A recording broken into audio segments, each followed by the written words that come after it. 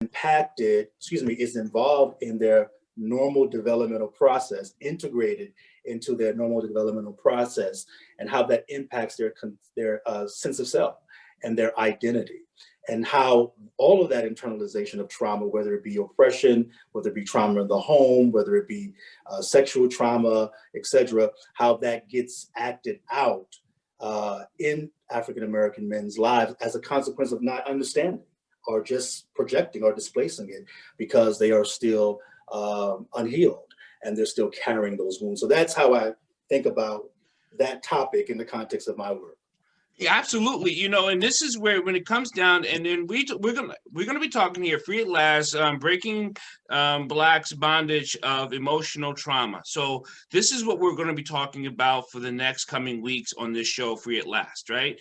And if you have any questions or any comments, you can do it on Facebook, you can do it on Instagram, you can do it on Twitter, you can do it on YouTube. You can actually call me if you want to come on the show. It's 301-789-3174. When we're talking about carrying things forward, one of those things that we and I talked about off air is that there's a brain component that people are just not understanding why they're still struggling with the same thing. Even when they say, I'm over it. I think especially when they say, you know, I'm past all that. It still comes up in their life. What have you found? Yeah, I found that, and of course you're going to talk about, and I'm fascinated to hear how you understand this from a neurological perspective. But from an analytic perspective, we talk about transferences, and we talk about how these traumas are repressed or suppressed, and how they don't disappear. In other words, the psyche, the emotionality, the neurotransmitters, we can go on and on, are severely impacted by these multiple types of trauma. And people are not, it's not in the sphere of consciousness. They're not aware of its total impact, but you can see it in multiple dimensions of people's lives, and even in their body, in the way that their body is acting or acting out. And so I think it's really important for us during our time together to really bring in a holistic understanding, the neurological, the psychological, the emotional, and see how all of these things are things that we are, as Black folks and as Black men, have been carrying. And there's no one to give us language to it, no one to understand it deeply. And in fact, because of the multiple structures of oppression, no one is really concerned. And so no one takes the time, because who cares? Right. As long as you behave, we're good with you. Yes. Yes. And that seems to be the saddest issue, is as long as you behave, you drive the speed limit, you pay your taxes, you should be fine. Yes, absolutely. Yes. And anything else? Oh, go ahead, so I look at this, and tell me, I've actually gotten into the science of where Black people have been more diabetic, more sugar attracted to, because of trauma that's in their bodies, because of what it does to the chemistry inside the body. It raises the glucose level. It helps destroy the liver, which helps clean the blood. And if your liver isn't good, there's all these other impactful things that happens in the body. So I actually believe, and my studies in science have shown, that because the brain is still producing all these extra hormones, adrenalines, that is secreting in the body, it's causing an influx, which causes sugar to be on the highs, more cancer problems. We know what cortisol does, right? We know what it does to muscles in the bones and tissue. There's other things that's going on in the body, and I still think it's not because people aren't living well or they're not happy. I still think there's some deep embedded trauma, whether it be molestation I talked about, whether it be the abuse of the father or the mother, not confronted. Whether you believe that that's just how you're supposed to have been raised, it is still traumatic, which still causes trauma. I think people separate the things between traumatic and trauma. I think they do. And I mean, you know, I was thinking about what you were talking about when I was completing my dissertation. I was looking at the impact, studies on the impact of racism on the cortisol levels and hypertension. on racism on people's body. And so we know that the body and the mind, we can't separate. It's a holistic package.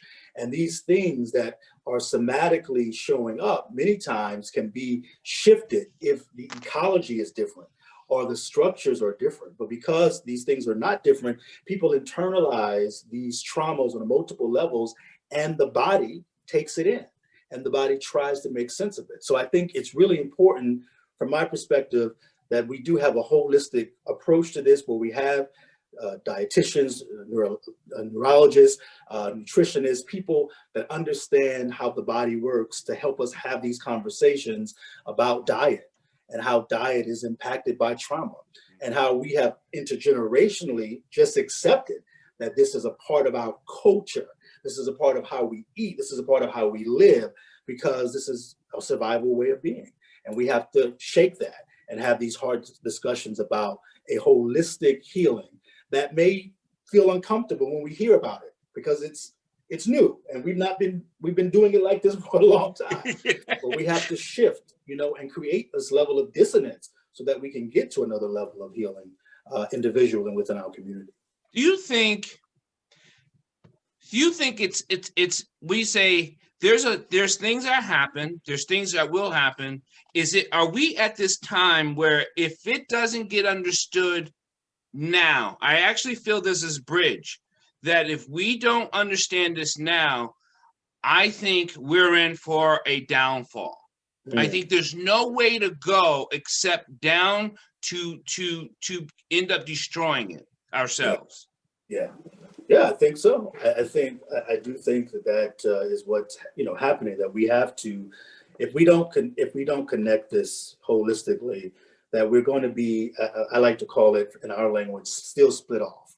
That there's no true integration of self, because one part may be functioning in some way that's normative, right? But there's so many other parts of us that are disassociated and split off, that sooner or later the whole organ is going to be depleted and destroyed. So I think we have to, yes, talk about this in this way, because if we don't, sooner or later, we're going to be evaporated. We're not going to be able to function and do anything of real merit or real power within our community. And one of the things that young athletes or people who are trying to be what you call economically free, okay, I grant everyone economic wealth or however they see fit. With the studies that you and I have done, this is the same reason why Black athletes are broke X amount of years after they leave the league, is because they are still traumatized and sick. Because they're still, people say, well, they just didn't learn the lesson. They just didn't have a good accountant. No, that's not the issue. The issue of buying more than you need is a trauma effect of things that you did not have. And it keeps seeping into your judgment, which we know is a frontal lobe issue, which we know is a cognitive skill issue. So when we talk about young children developing cognitive behavior at the age of 5, when cognitive sets in, to the age of 8, is 80% of all the things you've ever learned in a cognitive way. And you are a poor Black child. When you're 22 making $20 million, whatever number you want to put on that, you're still trying to heal that 6-7-year-old child mentally. Yes, absolutely. We talk about that. I call it a repetition compulsion.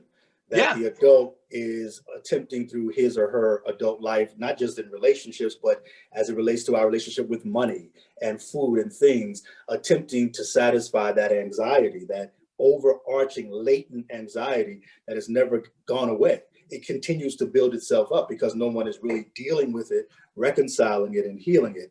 And then we externalize it, as you talk about, through these compulsivities, like the incorrect use of money, if we want to say it like that, or the incorrect use of food, or ways that are destructive to our body and to our mind. And so I think we really do have to talk about this, because we have been talking for many years in the Black community about mobility, political and economic mobility. Right.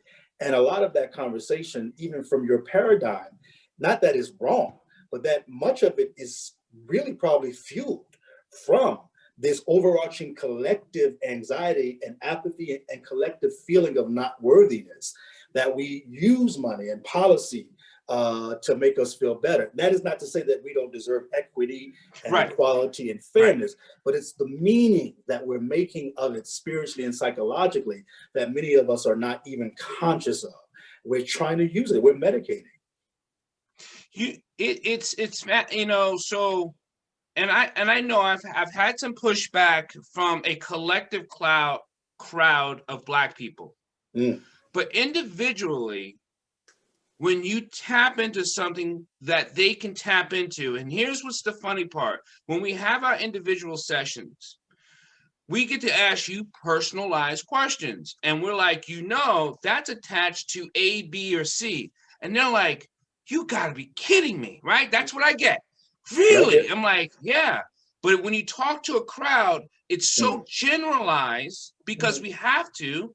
And they're like, no, that's not me. That's not me. That's right. And it's like, we know it's you in there, and you just, and it's hard for your mind to attach to pain because of how we remember things from another context in our brain. Because when we remember something, the brain reconstructs, but the mind hides bad things. It's like the most overprotective mother you can have. It does not want you to feel the pain, but it's still going to produce the chemicals of pain without you recognizing the pain. It's amazing. It's amazing. And what you're talking about is what we do in therapy. It's like, it's amazing. The language you're using is like, you know, one of the things that I enjoy about narrative therapy is that the big part of it is helping people to restore it, to really deeply look at the psychological and emotional content of their cognitive memories, and to then refocus, because I don't have anything to add. I mean, you said it beautifully. And I think that the piece that I would add is that's interesting is that when people are in larger settings like church or school and these things are being said, it's easier to ward it off. It's easier to say, well, that's him, that's for her. That doesn't apply to me, right? And or if they're trying to, you know, impression management, if they're trying to show face, right? It's easier to, you know, but face to face, one-on-one, that is the process of therapy and healing that's very different. And I say this to my friends who are preachers and pastors. I say, I love what you do. You know, we can talk about religion and that's we can get there. And I'm not even going to get into that, but there's something different about what I do and what you do. Yes. What you do is very corporate. It's needed. People are blessed, but people can misinterpret and use what you're saying in ways that is not appropriate for them based on their trauma. And the only reason, like you said, the only reason it's not that they're choosing, listen to me, people, you got to listen to Dr. O'Shea and I. We're not telling you you're choosing to misinterpret. We're telling you that your trauma that's in your life is creating misinterpretations. Yes, that's right. That's the difference. Now, you may not recognize the misinterpretation because you're saying, I'm a very smart person. I'm a very smart guy. I'm a very smart woman.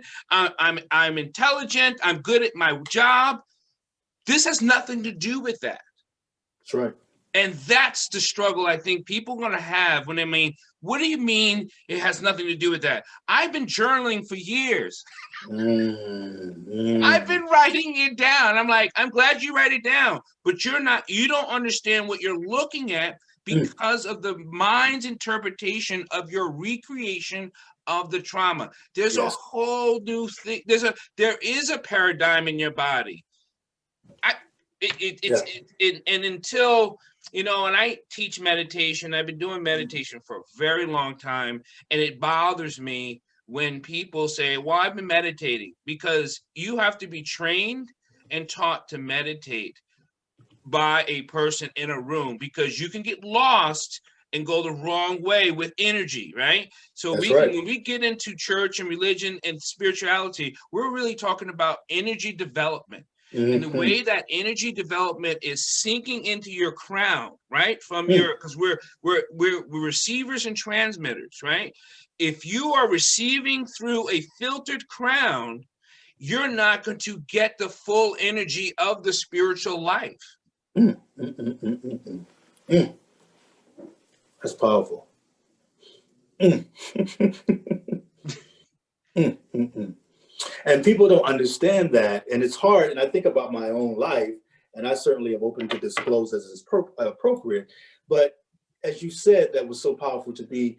This is not about cognition or intellect. This is Right. not about how much you've achieved. This is about emotionality and spirituality and the way in which the body and the mind is making sense. And so we can deceive ourselves Yeah. into thinking into believing that we're okay as a method of survival, because the reason why we ward this off is because it's too scary. It is scary. It's frightening. It's too anxious producing. And that's why you need someone or people that have gone through the process or in the process to be with you as a person or people of accountability, but to have or to provide a space of safety so that you can in safety begin. Because the other piece of this that's scary for people is, and I tell students this all the time, if you're going to do good therapy, you have to be ready to help people replace their old way of being in thoughts with new ways of being in thought. It's not enough to open people up and to help them expose or to come to consciousness about things unless there is a healthy, powerful process to create a holding environment to replace those thoughts and those ways of being and those patterns of being that they are now replacing. It's scary to think about, okay, well, all right, I know I'm doing this because blah, blah, blah. Okay, I've admitted it. I've come to consciousness. Now, what new emotion, Yeah. what new way of feeling do I replace with all of that I've been living with and living in all of these years? Which is why I think I tell people, you got to ask the question. Now, here's the thing. You may not know the question, and that's okay. But because cultivating and development is different than evolving. Mm. We evolve in survival. Mm. We cultivate and develop from an intentional purpose of changing, right? Right. When we cultivate something, you're actually not just planting a seed, but you're making sure how the seed grows. You're intentionally pruning that leaf or cutting that stem. You're creating. You are the creator, which is because it flows right into the religious studies. Be the creator within, right? Because you are the creator. And if you're not creating, then what you're doing is you've absorbed everything that the environment has dictated to you. And we know in certain environments, there's nothing but trauma. Right.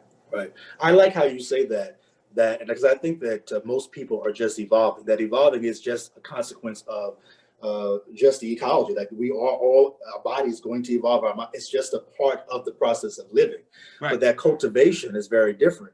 And I think that many of us are evolving, that we're just evolving via the rites of passage that we have, constructed within our society. You talked about that earlier when you started.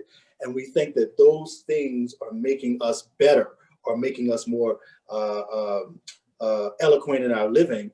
But that cultivation demands a structured and a purposeful process of intentionality, intentional reflexivity.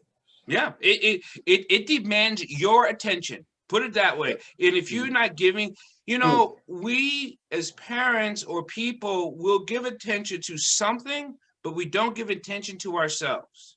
And I ask people, how do you know you're breathing? And they normally say, I don't know. And I said, that's because you're not intentionally breathing.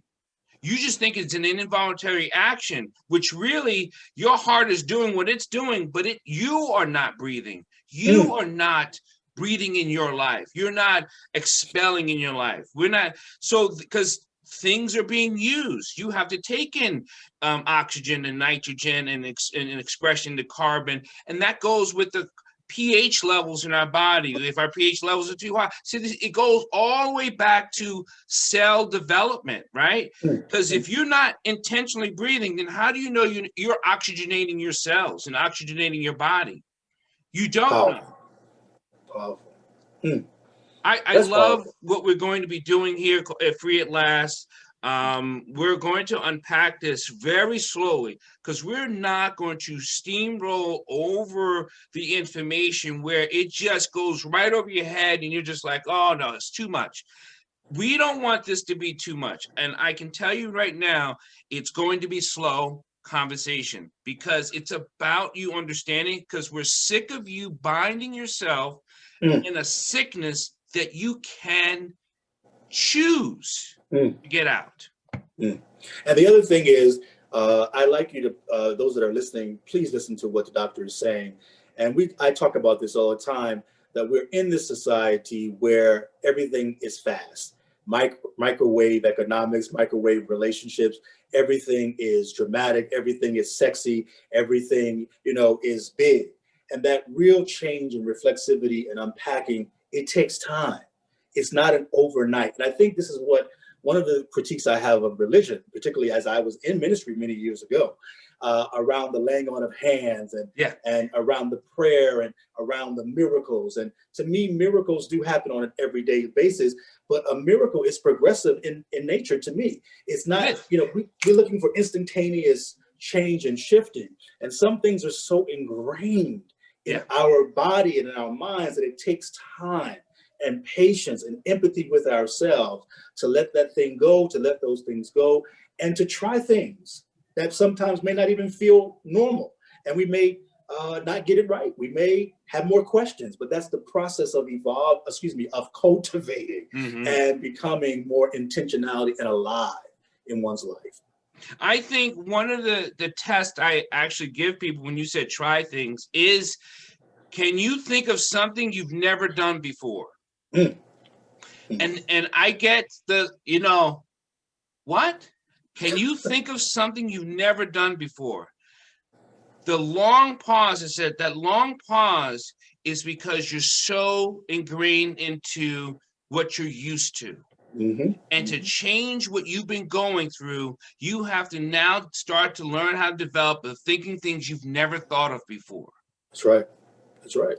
And that's scary. Wow. That is scary. I'm looking forward to it.